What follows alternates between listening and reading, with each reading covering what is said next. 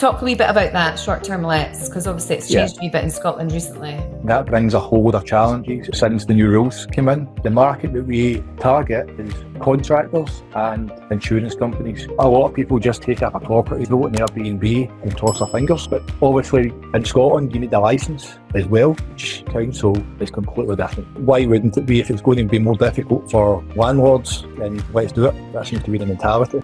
Welcome to This Property Life podcast, brought to you by Property Wealth System. I'm your host, Caroline Claydon, owner of a group of property investment companies and a seasoned property trainer. Whether you're just starting out in the world of property investment or you're looking to take your portfolio to the next level, you're in the right place. Each week, we'll deep dive into strategies, insights, and stories that are driving success in the property world today. From experts, interviews, to practical advice, my goal is to help you unlock the secrets to building sustainable wealth through property. So get ready to take notes because we're about to explore everything you need to know to thrive in this exciting industry. Let's get started.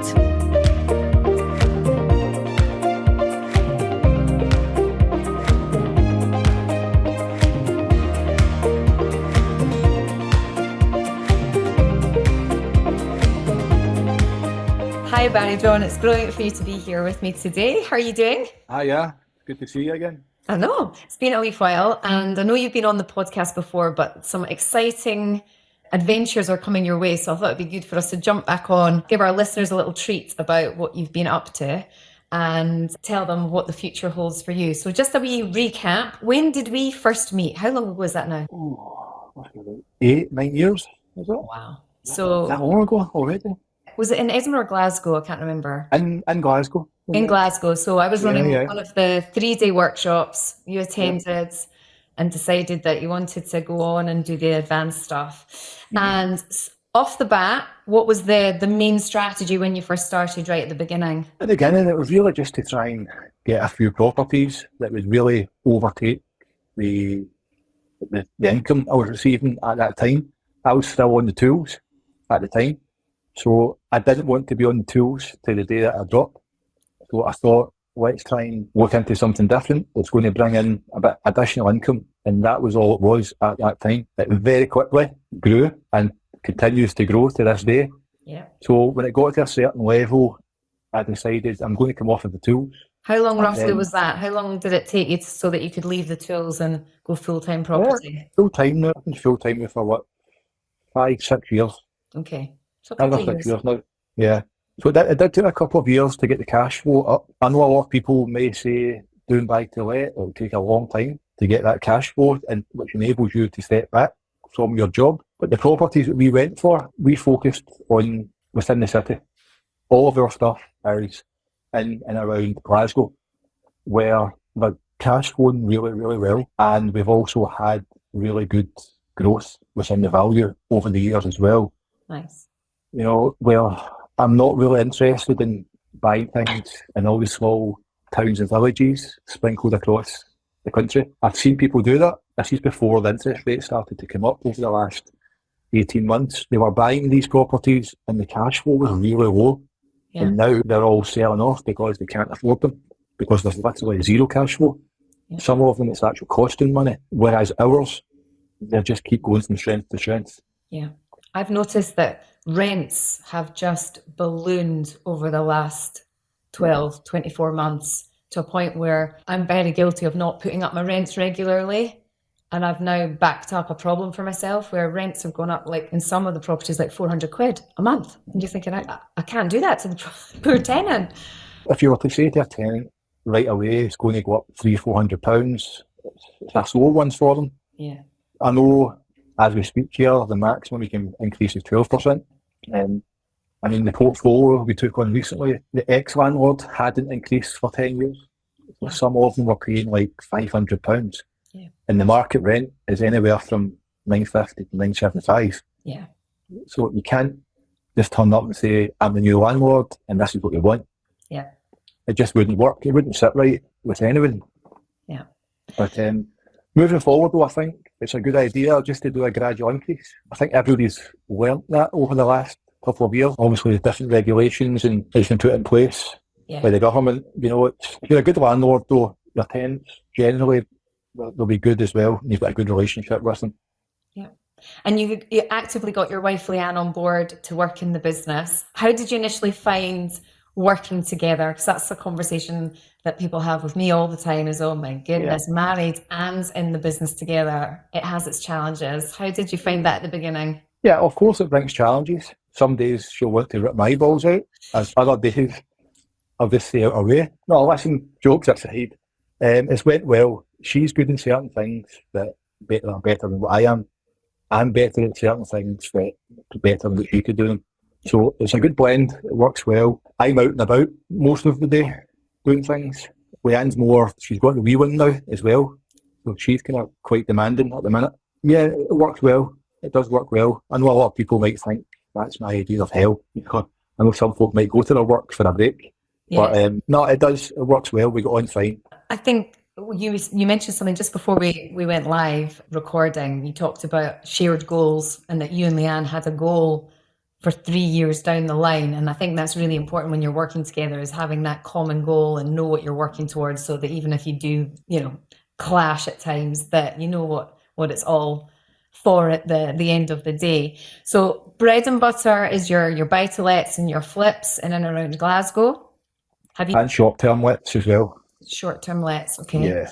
Talk a wee bit about that, short-term lets, because obviously it's changed a wee bit in Scotland recently. Yeah, it has. And again, that brings a whole lot of challenges as well since the new rules came in. The ones that we take on, again, they're in strong demanding areas. We know roundabout there's good transport links. The market that we target is contractors and insurance companies. A lot of people just take a property, throw it in Airbnb and cross their fingers. There's a lot of thought process within each of our cottages, and the old cash flow really well. But obviously in Scotland you need a licence as well. So every council's different. It's not like every council's got a criteria to tick off. Each council is completely different. And why wouldn't it be? If it's going to be more difficult for landlords, then let's do it. That seems to be the mentality from the people making the rules up. So some councils, you're actually contacting them to speak about the short-term let licence, and the response you get from the council is, what are you talking about? Never heard of it. Do you mean shop licence? This is what you're up against. Some councils have now got a designated team looking after the short-term let licence. But when this first got rolled out, maybe, 2 years ago now, the licences, a lot of people didn't know. The council were pretty much like, what's this? It's just been dropped on us. We don't know what we're asking for. And the time scale on that was ridiculous. And there was no processes or systems in place. They just didn't even know. There was nothing. Yeah. I mean, some of them were looking for, to hand in your application, it was like 475. Others were 1,000. And honestly, the ones that we've got are all houses, main door houses. Okay. And three bedrooms. So they're really attractive to contractors and insurance companies. And we tick all the boxes to get those licences, but you'll still from time to time get objections from surrounding neighbours because they don't know. It's not because we're doing anything wrong. They just don't know. They've heard about Airbnb and they've heard about like young ones will come in, have a party, antisocial behaviour. No one wants it. I certainly don't want it because I invest a lot of the money into the properties. The last thing I want is to put in just anybody. So that's why I'm not interested in that Airbnb market, because anyone can really turn up. They're not vetted. The market that we're in, like I said, is the contractors. It's within their best interest to keep in line, behave themselves, respect the property, because if they don't, they'll be out that night. But also, there's a high chance they'll lose their job also. Yeah, employer knows. Yeah. And the same with insurance companies. They're not coming in for 2 or 3 nights at a time. They're in there for anywhere from 6 weeks, 3 months. Yeah. So it's good cash flow as well. Brilliant. So that's a little bit of diversity into the portfolio, and you're very, very active on social media. I know that you've raised a lot of money on social media because you are very much like myself and the people that we like to hang out with, which are just ordinary people. Don't be offended by me calling you ordinary, because obviously you're extraordinary, but ordinary folk, just down to earth folk that just do really cool things in property and want to progress and reach goals. Do you think your history as a footballer has in any way shaped your mentality and your mindset when approaching the property investment industry? Good question. Yeah. Well, we've just watched the Olympics and I'm just so inspired by the mentality that the Olympians have. And I think there's something about professional sports people that's just a little bit edgy and a bit different. And, you've done amazing things in property. I'm just wondering if there's a link. Yeah. No, there's definitely an element there. I'm very competitive, and that probably comes from football background. That said, I suffered a lot of disappointments in football, a lot of setbacks, a lot of rejection. I said before we started to get involved in property, and I think taking those experiences into what I do today, you're pretty much, your mindset is like stone. I can go out and I'll be talking to people and I'll say certain things, and I know sometimes Leanne will kick me under the table and you can't say that. I'm like, but why not? Why not? What are they going to say? No. But no, I think in terms of the whole raising finance side of things as well, it's certainly for social media, that's been a big platform for us. It lets people see just a little bit of what we do. I know some people might think they know everything about you because of social media. It's not quite true. So what they tend to see is the good things, nice finishes, the numbers, befores and afters. They also get to see online a lot of the challenges that you face to show that this is real life stuff going on. Yeah. Sometimes a tenant may leave a place in a great condition. Yeah. They might not pay rent. You might have burst pipes on a Monday morning. You might have a boiler broke down. I share all of that as well. Yeah. And that's why people can relate to us, because they can see, oh, this guy's just being genuine here. He's not everything's all cupcakes great. And rainbows. Yeah. There's no cupcakes and rainbows.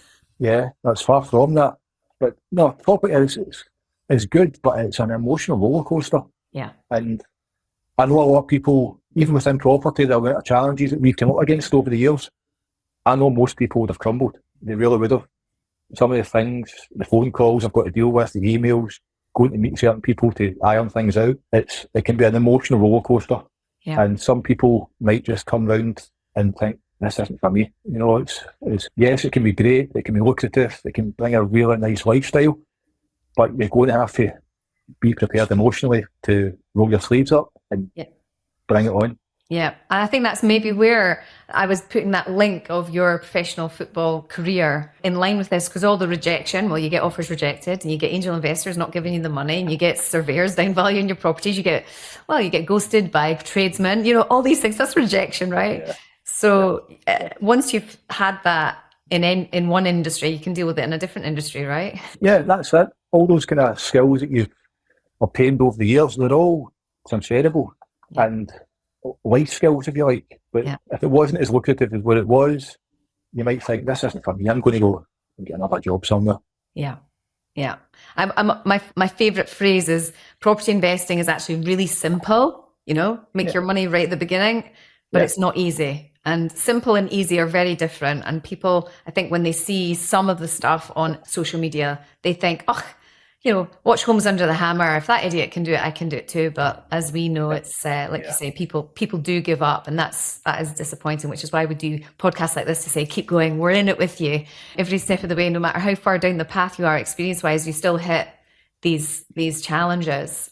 Yeah, and I'm sure there'll be a million more. Oh yeah, that's a guarantee. Yeah. So one thing that you do show on social media is your love of Dubai and your holidays out there, sunning yourself and topping up the tan. You go out there quite a bit. Talk to me a little bit about the attraction of Dubai for you. Okay. I think everybody's got a go-to place that they just love going to. And when we first went, which was maybe now probably 6 years ago, we just loved it right away. We just loved the whole lifestyle of it, and we like nice things, right? We do like nice things in life, nice restaurants, nice places to go to. The sun's out all the time. But what I like about out there is, you think you can be doing okay over here in terms of you've got so many properties and you're doing well, nice life here. When you go across there, you're just a small tadpole in that market across there. Everybody's all pushing each other to do better. If you are doing well, they embrace it and they think it's great. Whereas a lot of times here, the mentality is if you're doing well, how dare you? How dare you do well? Come back and work with us. Yeah. I think that seems to be the mentality I get. But yeah, we've been going for a number of years now, a couple of times a year. We just love the place. We love everything about it. And we actually spoke last year, Leanne and I, about possibly moving over there and setting up permanently within the 3 years. Now we're a year into that already, and opportunities came up, and I'll be going out in a couple of weeks' time. Amazing. And that's where we're going. I'm actually going back out tomorrow for 4 days.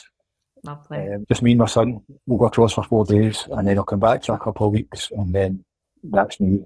I'm going to go across there and set things up. So tell our listeners, set things up. What the heck would you be doing out there? Because here you are, you've been self-employed for 5, 6, 7 years, doing your property business in Glasgow, and suddenly you're like, oh, I'm off to Dubai.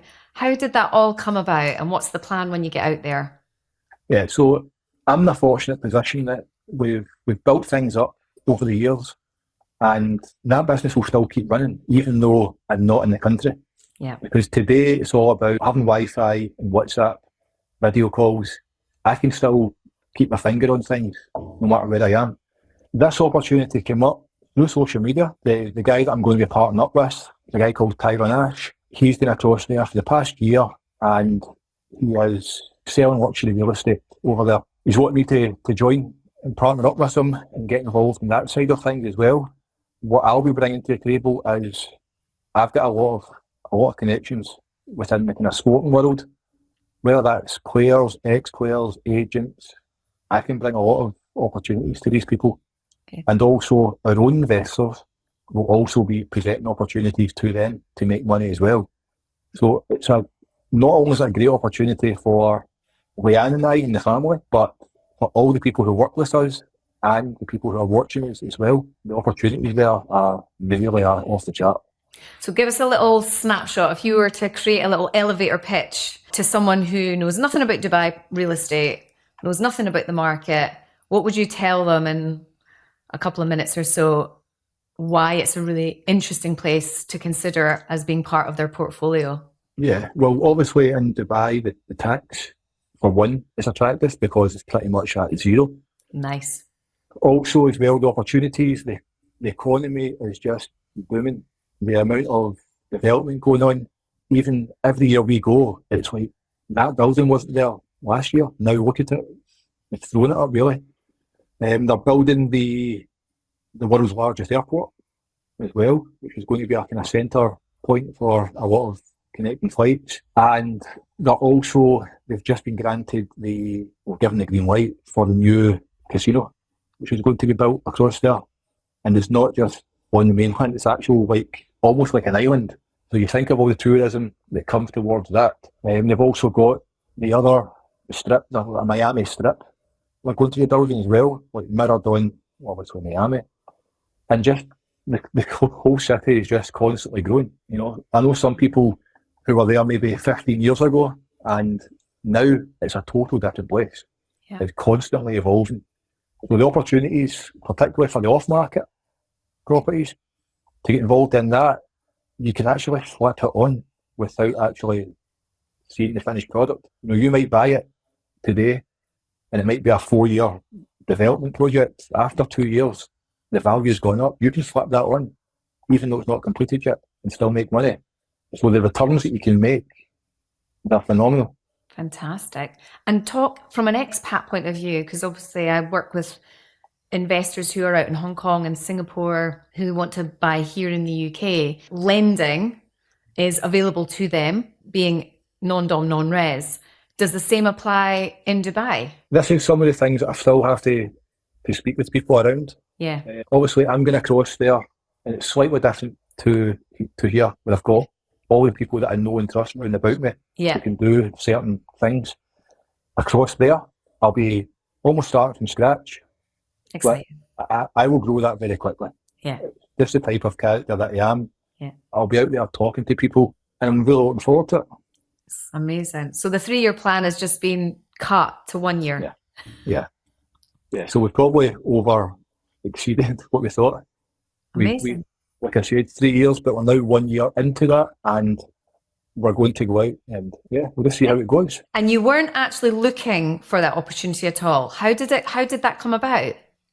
One of Tyrone's team reached out, asked me, can I jump on an interview? And interviewed for what? I haven't applied for anything. I love that. So we did an interview over Zoom, and the next day they came back. We thought the interview went exceptionally well. They already thought before the interview that I'd be great at it anyway. And it turns out I was actually going to Dubai the next week. I mean, this is only in July, just past there. Wow. So it's all happened very quickly. And once I got out there, I met up face to face with Tyrone, and we've kind of got the same outlook and beliefs on how businesses should be, and really how people should be as well. So we're both aligned in that aspect, and I'm sure we can do very well together. That's amazing. So Leanne's going to stay in Glasgow for the time being, just short term, and she's going to continue to source deals for the portfolio, do the refurbs, do the flips, carry all that on with you supporting remotely. Leanne will still be based here initially. You know, I think it would be unfair to move the whole family right away. Yeah. I'll have to go across there, and obviously it's a different experience to going out there on holiday. Yeah. So I'll go out there, find my feet for a few months, and then obviously Leanne's going to come out and visit. It's not as if I'm going out there, coming home at Christmas and I won't see her anytime in between. She's going to come over a few times over the coming months. And like I said, everything is still run by my phone, Wi-Fi. So all of my connections that bring me leads here will still do that. Yeah. So I'm not going to put any more extra demand on Leanne to do that. My son here as well, he'll be my eyes and ears on refurbs. So he'll be kind of checking into things. I've actually been taking him out recently just to show him this is what I'm looking for and what that's good and that's not so good. So he knows as well what the script is, because he's been on my refurbs now for the past 18 months. Great. So he knows the way I am when things aren't the way they should be, and he knows what I expect and demand of everyone. So nothing's going to change in terms of the business here. On a day-to-day, I'll still be dealing with things via email, WhatsApp, video calls. All the leads will still come from all the connections that we've built up over the years, and we'll still be buying. Yeah. You know, we've got a big renovation kicking off in September. We've got another one kicking off around about October time as well. So they'll all still keep going here while I'm across in Dubai. Amazing. All right, so let's talk cash. So you're going to make all this lovely tax-free cash out in Dubai. Fantastic. What are you going to do with it? Are you going to bring it back to Glasgow, invest it there in your portfolio so you've got more passive income? Because what you're doing out in Dubai is more active income. What are you going to do with it? Have you thought that far ahead? Yeah, going out to Dubai, obviously I'll be working alongside someone. And that doesn't bother me in the slightest, because you're out and about meeting people, talking about property. You may as well monetize it. I do that here anyway. Yeah. I mean, most people I chat to, they want to talk about property. It used to be football, now it's property. So that side of things doesn't bother me, because a lot of folk have said, are you going to go on working with someone? You've not done that for a long time, and you might not suit that. However, I'm still self-employed over there. Yeah. So I'll be self-employed, I'll be doing my own hours. It's not like a 9 to 5, Monday to Friday. Good. Anything but that. Yeah. Pretty much the way property is here. It is almost 24/7. I know. Okay, yeah. We really should share that more, that basically it's full-time, isn't it? All the time. I know a lot of folks say it is passive, but sometimes you're dealing with issues at 10 o'clock on a Saturday night. If something needs done, you need to do it. Regardless of the day of the week, the time of the day. If it needs done and it's an emergency, you just get on with it. The cash, you're going to make all this beautiful cash that's tax-free, beautiful cash. Yeah. So is the plan to funnel that back into your business in Glasgow, or are you going to maybe start investing out in Dubai? What do you think? Definitely see us investing in the Dubai market. Okay. I definitely see that. We've spoken about that a lot over the years, and that's something that will happen. I mean, here we're still going to continue doing, like I said, business as usual.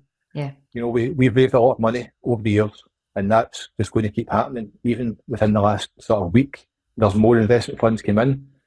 Now, there's so much opportunity we can bring, not just here, but also if we wanted to in the Dubai market as well. Brilliant. So you really are diversifying your business. Yeah. You're getting some lifestyle joy and some sunshine while you're at it, because let's face it, Glasgow's a bit rainy now and again. The future is looking really, really quite exciting, isn't it? Brilliant. As well, we are looking forward to it as a family. Honestly, I think maybe as soon as we set up, I'd like to think certainly within the year we'll all be across. That's the plan. We're only 7.5 hour flight. It's not the other side of the world, and we've got all the modern technology to still see each other every day. You know, it's not like the olden days where you'd have to put a couple of pound into the phone box. Exactly. Like, yeah. So it's the technology's brought everybody together. Yeah. Connected everyone, no matter where you are in the world.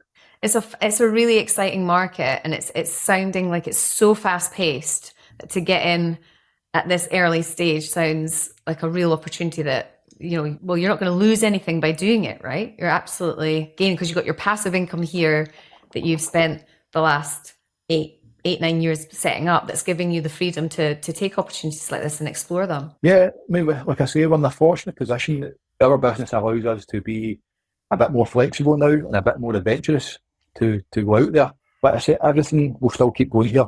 I've got good people here as well who, if I need somebody to go and check things out, I trust their eyes and I trust their ears. Yeah, brilliant. And who would have thought that this all started with a little 3-day workshop in Glasgow? Yeah. Although we jock at the front of the room chatting away to you. Crazy. Yeah. Crazy. Yeah. No, I mean, even back then, I thought the only thing you can do in property is buy a house, do it up, sell it on, and hopefully make a profit. Yeah.